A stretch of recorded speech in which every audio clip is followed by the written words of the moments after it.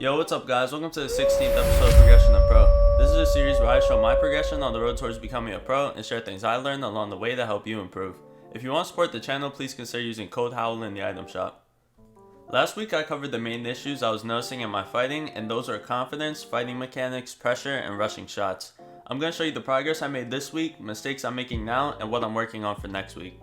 First, I'll cover my confidence. I mentioned last week that I wasn't as confident fighting in game as I was in creative. Being confident is so important, especially since all the other issues I was having last week stemmed from not being confident.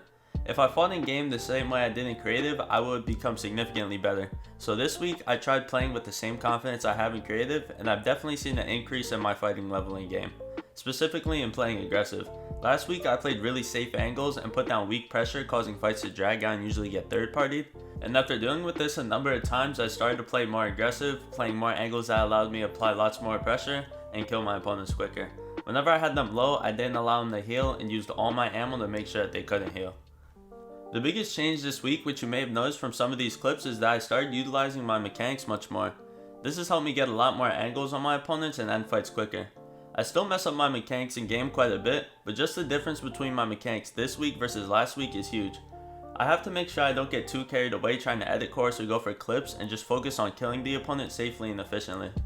Rushing shots has not been a big problem since I've been working on my aim and taking my time to hit shots more, but I noticed that it's a habit of mine to flick up and try to hit headshots on my opponents when they're close to me. I don't have many clips of this, but trust me when I say it happens a lot more than it should. My biggest problems this week are playing too aggressive and just taking dumb angles. I'll have a kid low and they'll take angles that give them an opportunity to bail out. Another issue I had earlier in this week, and not so much anymore, is standing still while pressuring or fighting, especially since this happened in back-to-back games.